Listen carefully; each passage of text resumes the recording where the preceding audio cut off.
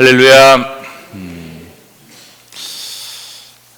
날씨도 매우 쌀쌀해지고 몸도 좀 움츠려지는 느낌인데요. 구호 한번 하고 저희들이 한번 몸을 좀 덮여보도록 그렇게 하겠습니다. 괜찮으시죠? 네.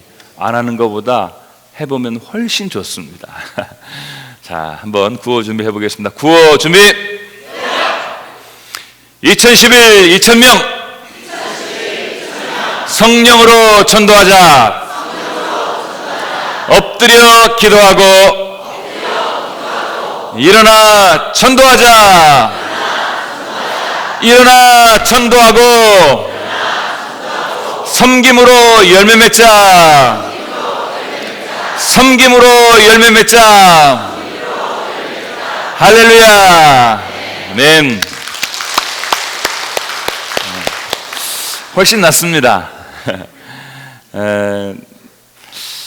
이제 한 주 앞으로 다가온 우리 2011 생명축제 9일, 16일, 23일 3주간에 걸쳐서 지속이 되게 되겠는데요. 우리 교우 여러분들의 헌신과 그리고 또 열정 어린 그 전도를 부탁을 드리면서 정말 하나님께서 저희 교회에 이 어려운 시대에 귀한 부흥의 축복을 허락해 주시기를 간절히 소원합니다. 복음을 전하는 일은 생각보다 쉽지는 않다는 것을 저도 잘 알고 있습니다. 어떤 사람들은 복음 전하는 것이 참 쉬운데 대부분의 그리스도인들에게는 그 복음 전하는 일이 이렇게 훈련이 잘 되지도 않았고 또 이미 말씀을 드린 대로 교회 바깥에서 내 개인적인 생활 중에 내가 그리스도인으로 살아가야 되는 부분이기 때문에 훨씬 어렵고 훨씬 매우 곤란한 상황이 많은 것이 바로 이 전도의 사역이라고 볼 수 있습니다. 사실은 뭐 교회에 와서 예배를 드리는 것도 이렇게 와서 앉아 있고 그리고 모든 순서나 또 과정에 따라서 참여하는 것 정도는 우리가 할 수 있는 거지, 내가 능동적으로 무엇을 한다고 할 때는 사실은 매우 불편하고 또 힘든 것이 사실이죠. 그래서 이 복음 전하는 일을 잘할 수 있는 사람은 생각보다 많지 않습니다. 그런 점에서 잘하지 못하는 복음 전도를 왜 자꾸 해야 되느냐, 왜 우리는 그것을 감당해야 되느냐 하는 그런 매우 중요한 그 이유를 오늘 성경을 통해서 저희들이 발견해 볼 수 있다고 생각을 합니다. 먼저는 이제 생명축제를 앞두고 저희들이 감당해야 될 두 가지 중요한 것이 있겠죠. 첫 번째는 역시 열심히 기도하는 것입니다. 생명은 하나님께 달려있는 것이니까 내가 아무리 노력해도 하나님께서 그 생명을 건져주시고 구원해 주시기로 작정해 주셔야 돼요. 그러니까 그 생명을 주님께서 구원하실 수 있도록 우리가 성령께 그 모든 것들을 의지하고 성령이 일하시도록 우리가 하나님 앞에 구하는 것입니다. 이런 간구가 이번 한 주간 동안 꾸준하게 여러분들에게 있으시기를 주의 이름으로 축원합니다. 그리고 두 번째로는 이제 우리가 적극적으로 열심히 이제 나가야 되겠죠. 부족하고 연약하고 많이 훈련받지는 못했지만 그러나 이런 좋은 계기가 우리로 하여금 전도할 수 있게 해주지 않나 하는 생각을 해봅니다. 우리가 만일 이런 그 생명축제와 같은 기회가 아니면 사실은 전도를 위해서 열심을 낸다고 하는 것은 생각보다 쉬운 일이 아니에요. 할 수 없이 시키니까 뭐 자꾸 막 구호하고 막 자꾸 부담을 주니까 뭐 좀 해볼까 뭐 이렇게 하면서 우리가 전도를 하는 거지, 뭐 오늘은 갑자기 자고 일어났는데 막 전도하고 싶은 열정이 막 불릴듯 일어나서 오늘은 전도 못하면 내가 죽겠다는 심정을 가지게 될 날은 평생을 살아야 한 날도 오기도 어렵습니다. 그러니까 이렇게 좋은 기회를 따서 우리가 전도를 하고 또 한 생명이라도 구원할 수 있는 마음을 갖는 것은 하나님이 주신 좋은 기회라고 여기시고 이제 한 주간 동안 열심히, 구체적으로 오늘 제 칼럼에도 썼습니다마는 말하지 않으면 어떻게 전도하겠습니까? 우리가 전하지 않으면 어떻게 그 사람들이 알 수가 있겠어요?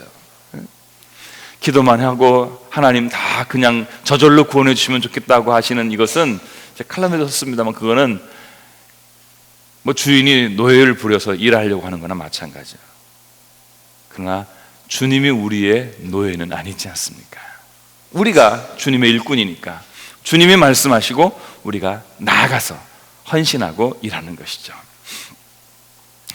오늘 말씀에 보면은 매우 특별한 말씀, 좀처럼 우리가 생각하기 쉽지 않은 그 복음서에 그 서신서에 나타난 그 바울의 어떤 그 상황, 또 바울의 어떤 그 복음에 대한 그 태도, 이런 것들이 아주 잘 나타나 있다고 생각을 합니다.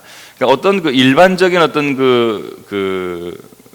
가르침, 일반적인 어떤 그 논리적인 어떤 전개들을 통해서는 쉽사리 볼 수 없는 바울이 자기의 상황을 통해서 설명하고 있는 그 내용들을 통해서 바울의 어떤 그 심정 혹은 복음에 대한 자세, 그리고 또 바울이 처했던 그 당시의 여러 가지 그 여건들을 살펴볼 수 있는 매우 좋은 자료가 오늘 말씀에 담겨져 있습니다. 먼저 오늘 이 말씀을 읽어보기 전에 간단하게 저희들이 살필 수 있는 것은, 바울이 이제 복음 전도의 마지막에 이제 감옥에 갇혀서 복음의 전진이 중단이 되었었던 바로 그런 때였습니다.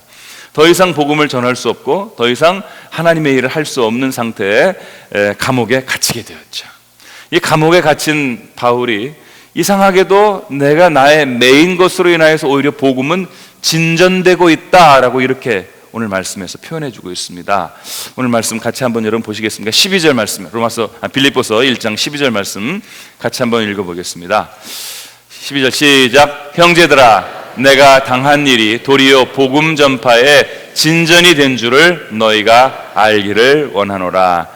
바울이 지금 당한 일은요, 지금 바울이 감옥에 구속이 되어서 투옥이 되어서 이제 그 재판을 기다리고 있는 이런 상황인데, 모든 것이 정지가 된 상황이거든요. 그런데 오히려 이 일이 도리어 복음의 진전이 되었다라고 그렇게 이야기를 해주고 있습니다. 진전이 되었던 것에 두 가지 방향이 있다고 얘기하고 있는데, 첫 번째는 뭐냐면 바울이 투옥이 되었다? 그렇게 생각하니까 바울의 그 후계자들, 바울로부터 은혜를 받은 사람들, 바울을 지극히 사랑했던 이 바울의 추종자들로부터 뜨거운 그 열정이 살아나기 시작했습니다. 아, 바울이 죽음을 무릅쓰고 저렇게 복음을 증거했구나, 저렇게 감옥에 투옥되는 것을 무릅쓰고 열심히 자기 생명을 던지면서까지 복음을 증거하고 있구나라고 하는 그런 것들을 보면서 그들, 그 추종자들, 그를 사랑하는 모든 제자들 사이에 그 불릴 듯한 열정이 일어난 거예요. 그렇다면 우리가 이제는 바울에 이어서 이 교회를 지키고, 바울에 이어서 우리가 복음을 전하고, 바울을 우리가 생각하면서 하나님의 일을 감당하자. 이제는 바울이 멈추었다면, 바울이 정지했다면 우리가 나서서 그 일을 감당하자라고 하는 많은 바울의 후계자들이 나타났다는 것입니다.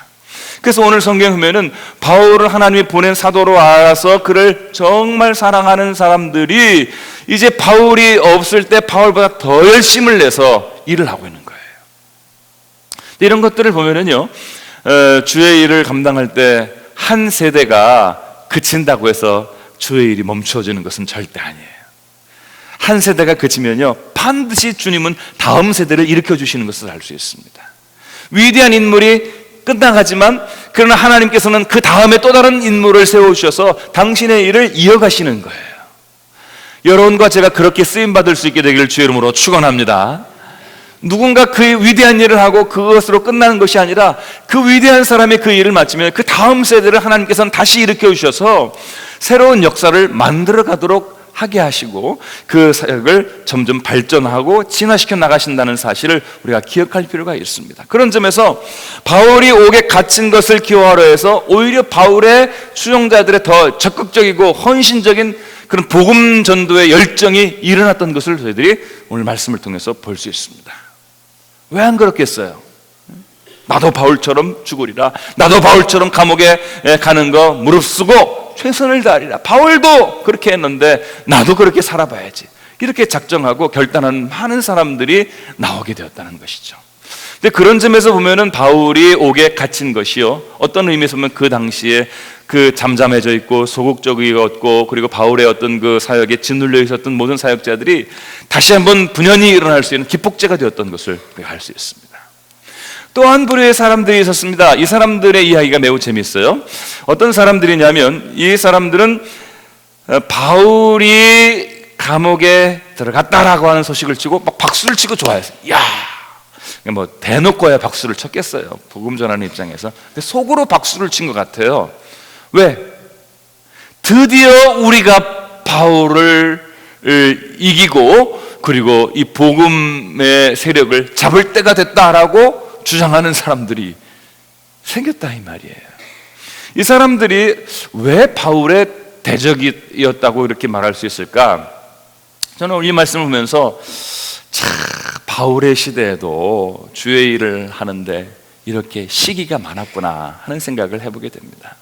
여러분, 우리가 교회를 다니면서 또 믿는 사람들끼리 신앙생활을 하면서 우리 안에서는 시기도 없어야 되고 분쟁도 없어야 되고 다툼도 없어야 되고 우리는 정말 여기서 천국을 이루어가야 한다고 생각을 하지만 생각보다 그게 쉽지는 않은 것 같습니다. 교회 안에서도 같은 그리스도인들끼리도 다툼이 있을 수 있어요. 안타까운 일이고 정말 그러지 말아야 되는데 거기 안에 시기도 있을 수 있어요. 누가 잘 믿고 열심히 하면 저렇게 열심히 하니까 내가 못하게 보이지, 저렇게 최선을 다하니까 나는 별거 아닌 사람처럼 보이잖아, 좀 천천히 하지, 뭐 이런 생각이 자연히 들 수 있습니다. 나는 못하니까 저 사람이라도 열심히 해야지, 사람들이 이렇게 생각해야 되는데 두 마음이에요, 두 마음. 내가 못하니까 사람 열심히 하길 바라는 마음도 있고요, 나도 못하는데 왜 저 사람 저렇게 잘하는 거야 하는 이런 마음도 사람의 마음속에 두 가지가 있거든요. 그러니까 이런 그 투기가 또 이런 어떤 그 질시가 사람들 마음에 있을 수 있다고 하는 그런 사실입니다. 왜 바울을 그렇게 질시하는 사람들이 있었을까를 생각해 보면 가장 이제 일반적인 이유는 이런 것일 겁니다. 바울이 하는 사역이 탁월하고 많은 열매를 거두었기 때문에 그렇습니다. 그러니까 바울이 복음을 전하면 많은 사람들이 바울 왔대? 그럼 가봐야지 하면서 바울의 이야기를 많이 듣습니다. 바울이 복음을 전할 때 막 회개합니다. 막 변화가 되고요, 막 결신하는 사람들이 막 생깁니다. 정말 위대한 전도자 바울, 가는 곳마다 유명해졌고 가는 곳마다 사람들이 인기를 끌었어요. 그런데 바울이 떠나가고 이제 내가 한번 복음을 전해봐야지 하고, 야 여러분 예수를 믿어야 됩니다. 사람들이 안 들어요. 짜증이 나잖아요. 아니 누가 와서 복음을 전하면 그렇게 막 열심히 하고 그러는데 내가 가서 복음을 전하면 별로 그렇게 막 사람들이 듣는 동 마는 동. 조용기 목사님 오셨다고 다 가보자 들어보자. 다 가서 한번 말씀 들어보자. 박윤석 목사님 가셨다. 아니 맨날 듣는 건데 뭐 하지 마, 안 가. 뭐 그런 거일 수 있어요. 그러니까 뭐 조용기 목사님에 대해서 뭐 짜증이 날 수도 있어요, 사람의 마음이. 뭐 그런 거예요. 바울의 사역이 워낙 탁월하니까, 바울이 워낙 잘하니까 그 많은 주변에 있는 사역자들이 막 기가 눌리고, 그래서 막 질투가 생기고, 그리고 또 여러 가지 어떤 시샘이 나는 거, 그건 어쩔 수 없는 겁니다. 여러분 직장에서 여러분이 일을 잘 해보십시오. 사람들이 여러분을 좋아할 수도 있지만 반드시 여러분을 시기하고 여러분을 시샘하는 일단의 사람들이 나오게 됩니다. 그리고 여러분들이 그 일을 하다가 혹시 병이 들어서 잘못하게 되었을 때가 생기면 그 사람들이 이제 나가가지고 막 설치는 때가 오게 된대. 비슷한 상황입니다. 몇 가지 이유를 더 설명을 할 수 있어요. 바울이 이렇게 사람들로부터 질시를 당할 수 있었다는 사실을 우리가 아마 바울이 가진 그 로마 시민권 때문이었다라고 주장하는 그런 신학자들도 많습니다. 왜 그러냐면 바울은 유대인이었거든요. 그 당시에 유대를 제국주의로 진노로 했던 세력은 로마였습니다. 그런데 유대인이면서 바울이 로마의 시민권을 가지고 있었다라고 하는 사실은 바울의 이중적인 어떤 그 존재랄까, 이중적인 어떤 그 상태를 말해주는 것입니다. 유대인이면서 로마의 시민권을 가지고 있다.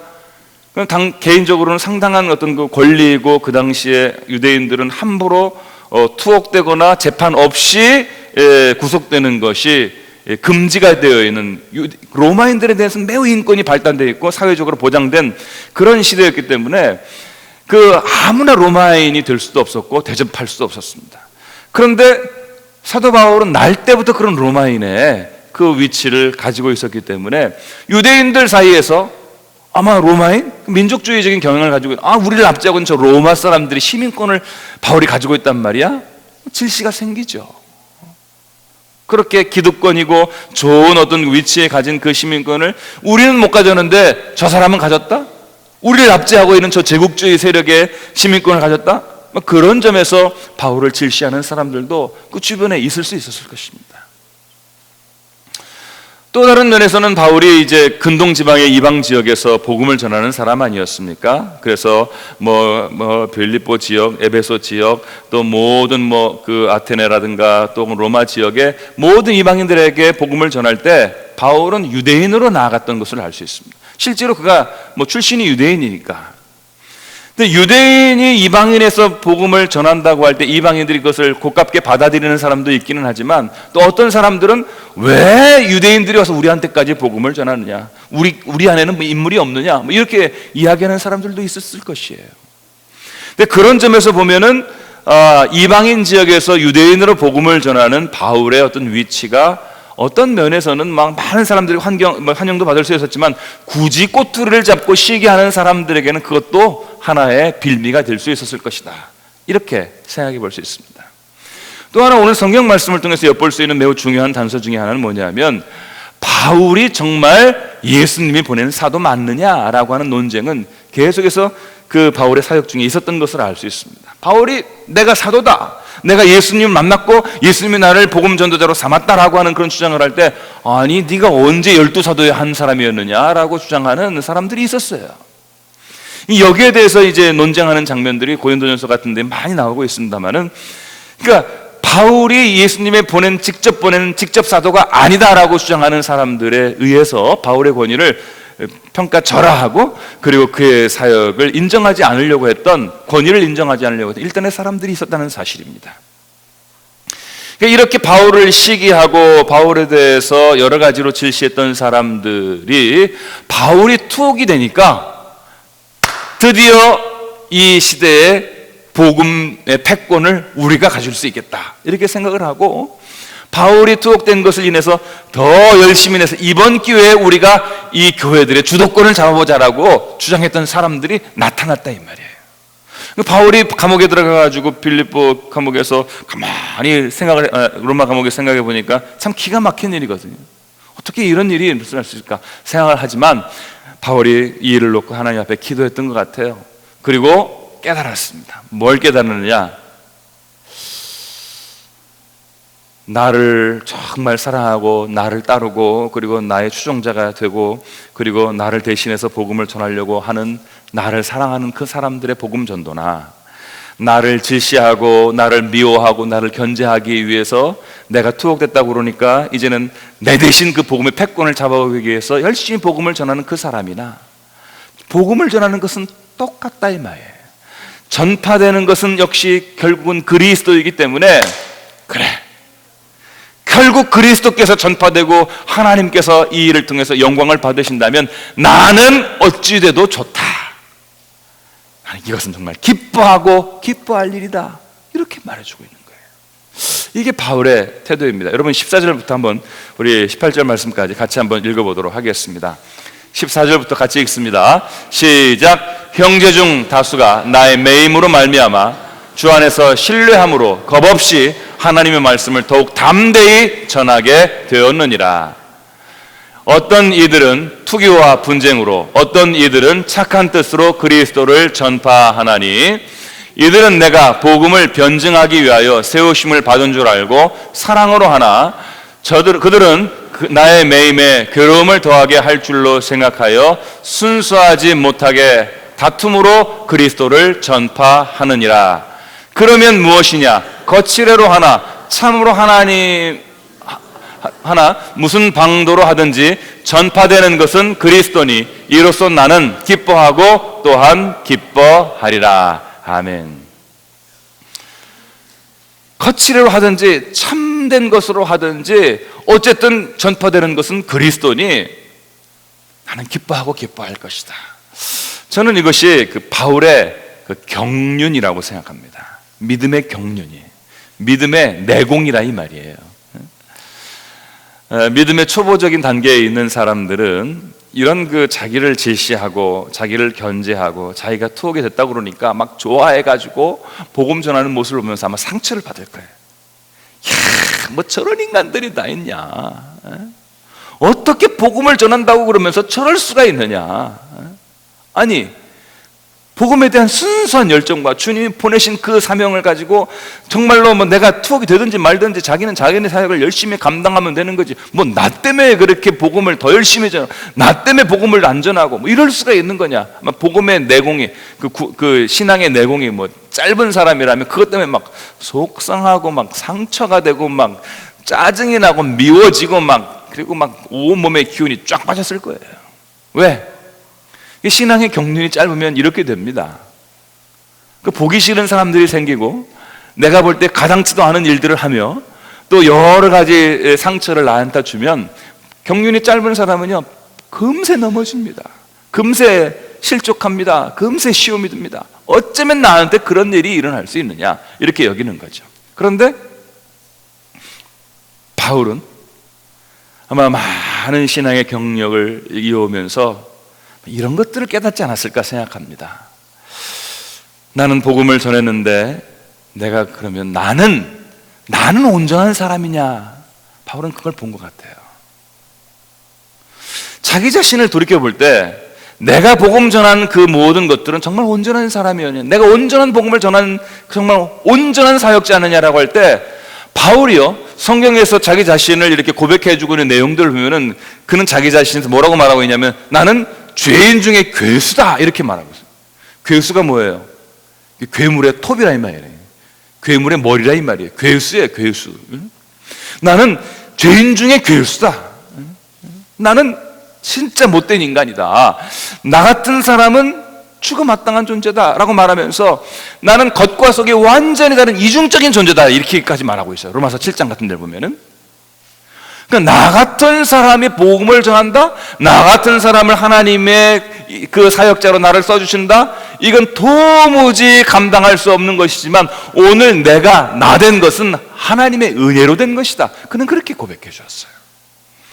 그러니까 자기의 복음 전도, 자기의 인격, 자기의 어떤 그 자격, 자기의 권세 이런 모든 것들은요 하나도 주님께 인정받을 만한 합당하고 괜찮은 것이 없는 보잘것없는 부족한 사역이었다, 부족한 인격이었다라는 사실을 바울은 잘 알고 있었어요. 그 사람들 욕하고 그 사람들 동기가 이상하고 치졸하고 정말 너무 보잘 것이 없는 그런 식의 행태지만 그들에 비추어서 그럼 나는 괜찮냐? 나도 별 볼 일 없다 이 말이에요. 솔직히 말하면 이런 것들을 생각하면서 바울은 결정을 한 것 같아요. 마음의 결정을 한 것 같아요. 뭐냐 하면 내가 죽든지 살든지 나를 사람들이 욕하든지 칭찬하든지 어떤 것이든지 나는 상관없다. 만약에 이런 일들을 통해서 저들이 구원을 받고 예수 그리스도를 만나는 계기를 갖는다고 하면 그것으로 내가 쓰여진 줄로 알고 나는 기뻐할 것이다 라고 하는 그런 말씀이에요. 여러분 성경에 예수님께서 이런 말씀을 하신 적이 있습니다. 만약에 저들이 소리를 지르지 않으면 돌들이 소리 지를 것이다 라고 하는 이런 말씀이 있어요. 다시 말하면 합당하게 주의를 감당하는 사람들도 있지만 전혀 이해가 되지 않은 방법으로 하나님께서 일을 하시는 사람들도 나타난다 이 말이에요. 전혀 이해가 되지 않고 전혀 납득이 되지 않은 방법으로 하나님이 그 사람을 구원하시는 경우가 있다 이 말이에요. 여러분은 어떠십니까? 우리 주변에 보면은 교회를 와서 신앙생활을 처음 시작하게 된 계기를 가진 분들 중에 처음부터 교회 나가기 전부터 나는 교회를 꼭 나가야 돼. 나는 꼭 가서 예수님 믿어야 돼. 나는 이제 신앙생활하고 천국을 바라보며 살아가야 돼. 이런 마음을 가지고 교회 오신 분은 아마 1000명 중에 제가 볼 때 한 3명 정도밖에 안 될 거라고 생각해요. 그런 사람들 있을 수 있습니다. 그러나 대부분의 사람들이 교회 처음 올 때는요 희한한 동기를 가지고 교회 온 사람들이 많아요. 어떤 사람은 교회 올 때 안 가기 싫은데 누가 가라고 그래가지고 할 수 없이 와 앉아 있다가 믿음을 가진 사람도 있어요. 어떤 사람은 교회 와가지고 사람들이 많으니까 여기서 한번 장사를 해볼까? 장사의 동기 때문에 교회 와서 앉아있던 사람도 있어요. 어떤 사람은요, 제가 아는 사람, 빚을 받으러 온 사람도 있어요. 자기 빚쟁이니까 그 교회를 나간다고 그러니까 그 교회 나가가지고 이제 쫓아다니면서 빚 받으려고 그러다가 복음 받은 사람도 있어요. 어떤 사람은 사람이 그리워서 온 사람도 있어요. 어떤 사람은 목사님이 너무 멋있어서 온 사람도 있어요. 어떤 사람은 좋은 재밌는 얘기 듣고 싶어서 목사님한테 가면 재밌는 얘기 해주니까 그거 그냥 들으러 온 사람이 있고, 어떤 사람은 지나가다가 그냥 화장실 갔다가 그냥 잡혀가지고 온 사람도 있어요. 희한하죠? 그런데 하나님께서는요, 이 모든 사람들을 어떤 과정이든지 방법이든지 주님 앞으로 앉아 있게 해주시고 복음을 듣게 해주시고 마음을 열게 해주셔서 출발은 다 달라요. 어떤 사람 너무너무 유치하고 어떤 사람 너무너무 보잘것없고 너무너무 치졸한 그런 방식으로 주님 앞에 나왔는데 결국은 어떻게 되느냐? 말씀의 마음만을 문을 열고 주님을 받아들이고 예수를 믿게 되는 그런 놀라운 일들이 일어나게 됩니다. 온 곳은 다 다른 곳이었지만 종착역은 예수를 믿고 하나님 나라로 가는 한 곳으로 모아지게 된 줄로 믿습니다. 이거는요, 사람이 어떤 방식으로 전도를 하느냐라고 하는 것과는 상관없이 하나님은요, 어떤 계기나 어떤 방법을 통해서 다 이 모든 것들을 사용하셔서 우리 그리스도인들을 하나님의 자녀로 한 곳으로 모으신다 이 말이에요. 마치 비가 산에도 떨어지고 바다에도 떨어지고 강에도 떨어지고 어디 들에도 떨어지고 어디 다 떨어지지만 그것이 다 마지막엔 한 곳으로 모여서 냇물이 되고 강물이 되고 바다로 흘러가는 것처럼 하나님께서는 어떤 사람이든지 어떤 방식으로든지 때가 되을 때 적당한 때 필요한 일들을 만들어 주셔서 주 앞으로 나오게 하는 것들을 이루신다 이 말이에요. 이런 하나님의 경륜과 이런 하나님의 크신 뜻을 생각할 때 그 안에서 우리가 인간적으로 볼 때 좀 답답하고 이해가 안 되고 그리고 전혀 와닿지 않는 그런 일들이라 할지라도 하나님 것들을 쓰시길 원하신다 이 말입니다. 여러분, 우리가 전도를 할 때 우리의 전도는 정말 괜찮은 전도일까요? 우리가 훈련받은 사람으로 복음을 정확하게 전달할 수 있는 능력 있는 사람입니까? 복음을 정확하게 전달한다고 하더라도 우리의 태도는 정말 그렇게 겸손하고 온유하고 그리고 진실한 태도를 가지고 있습니까? 복음을 전하면서 싸우는 사람도 있어요. 전도하러 들어갔다가 그 안에서 뭐라고 그러니까 그래 너 잘났다 그러고 막 싸워 또. 난 답답해가지고 전도하러 갔다 싸우면 어떡하자는 얘기예요. 그런데 싸우는 사람도 있어요. 그 전도가 그래가지고 되겠어요? 그런데 그렇게 부족한 전도지만 또 우리의 상태는 어떻습니까? 우리가 전도할 만큼 그렇게 자신 있게 깨끗하게 순결하게 사는 인간들입니까? 전도하기 너무 부족한 사람들이죠. 목사님, 그래서 내가 전도 못한다는 거 아닙니까? 그러실지도 모르겠어요. 난 말도 못하고 자세도 안 돼 있고 그리고 그런 자격도 안 돼 있고 그러니까 내가 전도 못하는 거 인지 아시겠네요 라고 하실지 모르지만, 그럼 오늘 성경에 보면요, 그것보다 훨씬 못한 동기와 불순한 그런 의도를 가지고 복음을 전한 사람의 그 전도도요 주님께서 기뻐하신다 이 말이에요. 그것도 주님께서 쓰신다 이 말이에요. 우리가 그렇게 부족하고 자격이 없는 전도합니다. 우리가 정말로 잘 하지도 못합니다. 정말로 제대로 된 그런 일꾼이 되지도 못해. 그러나 하나님께서 우리를 사용하셔서 그렇게 하라고 하시면 그냥 순종하고 최선을 다해서 우리가 할 수 있는 대로 노력하는 거죠. 어떤 사람들은 전도를 하기 위해서 전도를 열심히 성지순례 보내준다며? 내가 그래가지고 내 전도 안 한다. 나 그렇게 치사하게 전도 안 한다. 내가 내년도에 그런 상품이 안 걸리면 내가 한다. 이런 분도 있어요. 또 그렇게 치사하게 욕먹을까봐 그래서 안 하는 사람도 있어요. 그러나 또 그 상품 보고 또 하는 사람 아무 상관없어요. 하나님은요 이렇게 하든지 저렇게 하든지 다 주의 자녀를 긁어 모아주시기를 원하시는 분이에요. 왜? 이 생명은 천하보다 귀한 생명이니까 함정에 빠진 사람이 거기에서 나오기 위해서 꼭 밧줄로 구원받아야 된다는 보장은 없어요. 돌을 던져서 그 돌을 딛고 올라올 수도 있고요, 그냥 막 진흙탕에서 막 손가락을 막 펴가면서 막 헤어져가면서 막 끌어올려갈 수도 있고요. 어떤 사람은 물을 막 집어넣어가지고 물 위에 수영을 해가지고 그 함정에서 빠져나올 수도 있고요. 하여튼 가지가지 방법이 다 있을 수 있습니다. 그러나 중요한 건 뭡니까? 그 함정에서 생명을 구원하는 것, 이게 가장 중요한 가치 아니에요. 다른 어떤 오늘 이 말씀을 그래 과정은 어떻게 해도 좋으니까 결말만 좋으면 된다는 일반론적인 진리로 이 말씀을 생각하시면 오해입니다. 그러나 복음을 전하고 생명을 구원하는 일에서 어떠한 동기나 어떠한 방법이나 어떠한 일이 사용된다 할지라도 마지막에 생명을 구원하는 일이었다면 그것도 하나님이 쓰시는 일이라 이 말이에요. 그런 점에서 우리가 너무 고상하고 우리가 너무 원칙적이고 너무 진리에 좋습니다. 그렇게 해야 됩니다. 그러나 그렇지 못한 것이 우리 자신 아닙니까?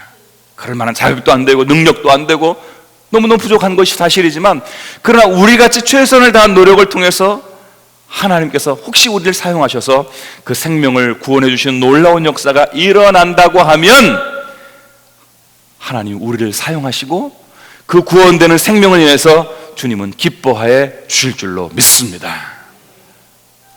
우리가 어떻게 주님께로부터 쓰임받을지 우리가 알 수 없습니다.